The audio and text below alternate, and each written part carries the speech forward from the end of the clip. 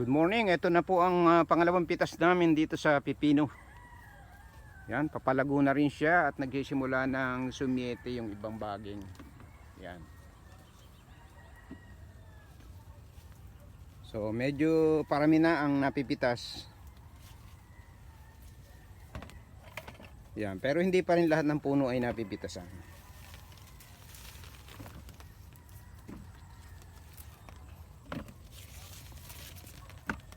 Yan, nakatago sa dahon eh, no? Kaya dapat nagdadahon talaga. Para mabilis pitasin. Walang mayahe Oo, wala lang time eh. Pag may time eh, dapat nagdadahon eh. No? Kaya kailangan ng kita sa side din para maliwanag kasi sa gawin doon. Saan? Kaya makikita mo. Eh, hindi, pag ikot. Pag ikot mo madilim na. Madilim dito. Kaya puro kami din dumadaan. Hindi mo makikita. Hindi, iniikutan mo naman, di ba? Oo. Oo. Ayan. Ayan oh, dikit-dikit oh. Oh, ganda ng bunga oh. Hindi namin masyado sinasagad at sobrang daan ito. Oo. Bukas pipitasin ko sa hapon. Ito pa oh. Oh, banat na to. Oo. Yan, sandali le puno. Eh, di, dapat pala dalawang timbaan dala mo. Ayan nga. Iiwan mo dyan. Lalabas ko lang eh.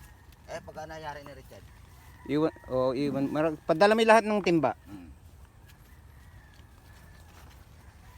Pag hindi mo napitasan na hindi ko tuloy babuha. Yan, obligadong hawiin. Kaya sabi ko, dahunan eh. Oh. Kailangan madahon tong mga nasa gilid na yung malalapad. Para tanaw agad. Tingnan mo dito sa kabila, ang dami.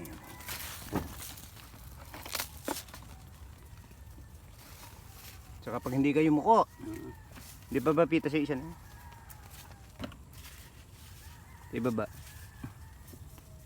Alangan yan. Bukas. Eh araw-araw kayong pipita. Hindi, maganda rin niya araw-araw ang pitas para walang lalaos. Pag may nalaktawan ngayon, makikita kinabukasan. Oo.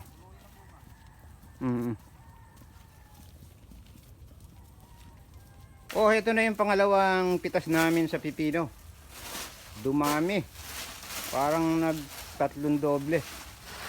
Yan, times 3.